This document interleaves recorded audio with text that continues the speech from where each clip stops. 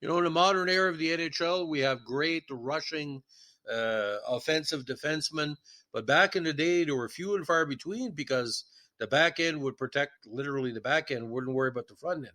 But when Harry Cameron perfected his style, the native of Pembroke became one of the best of all time. Now, he played pro for the Toronto Blue Shirts, Toronto Arenas, Ottawa Senators, Toronto St. Pats, and Montreal Canadiens. Hockey Hall of Fame member from 1963, he won 3 Stanley Cups in his career.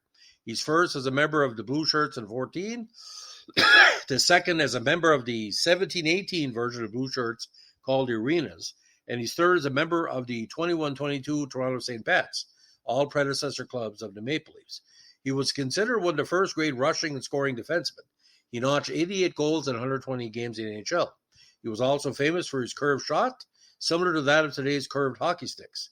Cameron was the first player in NHL history to achieve what was later called the Gordie Howe hat trick, doing so on December 26, 17, during a defeat of the Montreal Canadiens. So it means a goal, an assist, and a fight.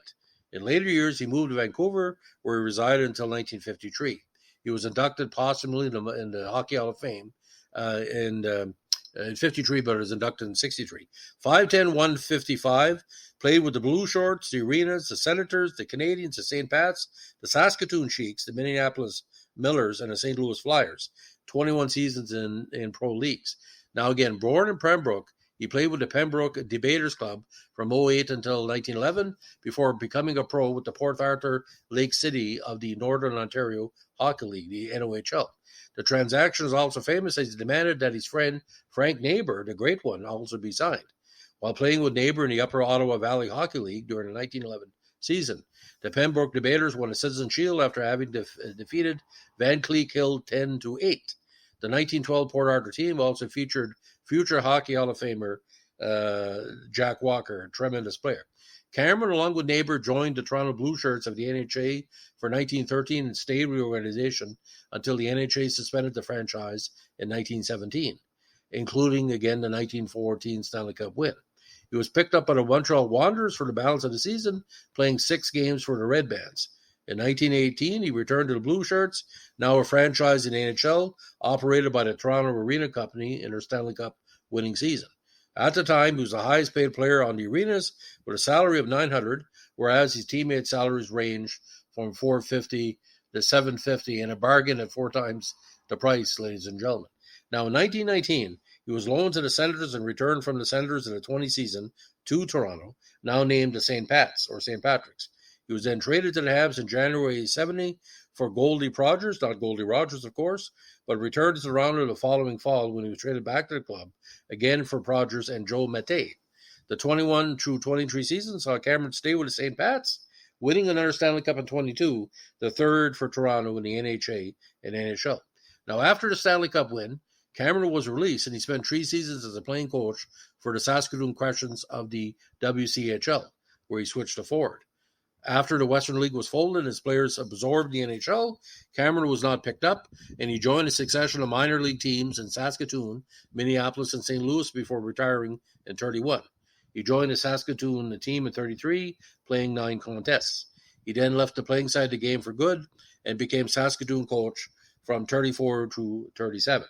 Now, again, Cameron was a strong puck-carrying defenseman who can electrify the crowd with his speedy rushes up the ice.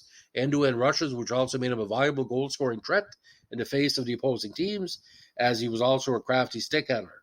During his first 2 seasons in the NHA with the Blue Shirts, Cameron made a strong defensive pairing with the great Jack Marshall, and even though Cameron was only average height and weight, he could still use his body on the defensive side of the puck to stop oncoming opponents. Later on with the Arenas, he would pair with big-bodied defenseman Harry Mummery, who was 220. In the NHL, Cameron had among his defensive partners the great Sprague Cleghorn of the Senators and Toronto St. Pats, and of course Red Stewart of the Toronto St. Patrick's.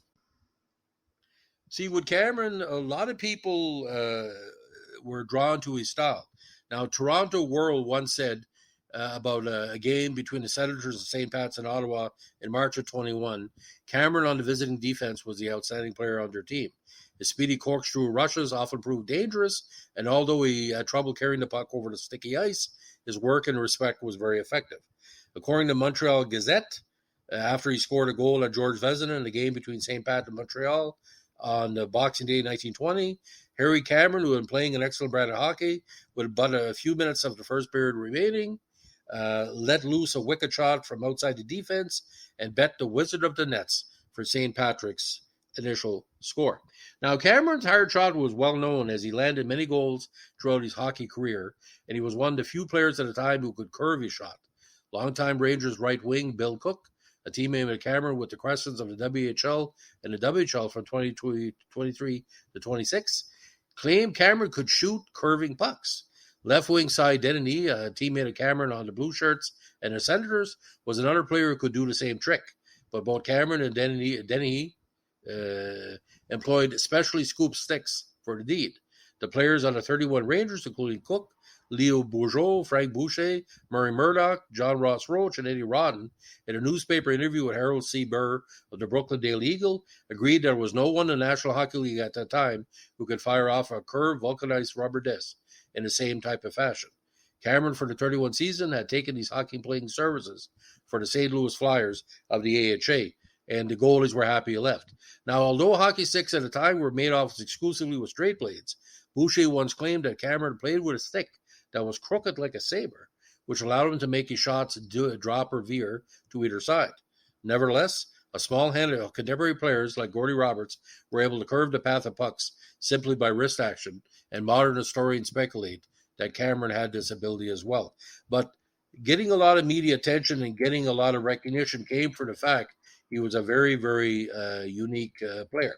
Again, he won a Stanley Cup with the Blue Shirts in 14, with the Arenas in 18, and the St. Pat's in 22, Hockey Hall of Fame in 63. Now, rough stats as we see. Roca in 1909 with the Pembroke Debaters, 13 goals that first season, then 17 and then 9. 6 goals in Port Harder in 1912. With the Blue Shirts first season, 9 goals and 15 in the Cup run, 2 assists in the Stanley Cup final. With the Blue Shirts, 12, 8, and 8. With the Wanderers, 1 goal in 6 games in 17. With the Arenas, 17 goals in 21 games in regular season, 3 goals and 4 points in the playoffs. 19, 6 goals with the Arenas and 5 with the Senators. With the St. Pax, he had 3 goals in 7 games. 1920, 12 goals in 16 games for the Habs. With the St. Pax over 4 years, 18, 9 goals, and of course, that 22 Stanley Cup run, 2 assists. 24, 25, and 26 with Saskatoon, 10, 13, and 9 goals. Big season with the Sheiks in 27, Saskatoon at PHL, 26 goals in 31 games. Minneapolis in 28, 2 goals. With the Flyers in 29, 14 goals. With St. Louis in 30, 14. 31 with the Flyers, 4 goals. And the last 9 games with Saskatoon. Now, NHA total, 73 points in 100 games, 53 goals. NHL totals 88 goals in 128 games, 139 points. WHL totals 32 goals and 52 assists. 52 points. So it's almost 175 goals in Major Pro with 10 goals in the various playoffs. Stanley Cup totals 4 goals, 3 assists for 7 points. Now, you got to understand, ladies and gentlemen, Brian McFarland, Dick Irvin are historians about hockey, but if you really want to know the foundations of the NHL, and you have to go back, I try to provide it a little bit. There was a lot of great players who were comparable, like Al McGuinness, Larry Murphy, all these type of players, Ray Bourque. But the offensive defenseman, it wasn't that he didn't play defense, but you give him a chance up the zone. A good point man, or what they call a 3-on-2 man. You know what I'm talking about, where the 2 forwards are controlling the puck and kind of defenseman comes in, becomes an unofficial forward for that play. You saw how Vegas did that. And I'll give an example, too, the fourth line for Vegas, White Cloud and my cousin William Corey and the other third player, they would use the defense the same way. Great times. So, ladies and gentlemen, thanks for listening. If you like what we're doing, give us a like, comment, subscribe, or share.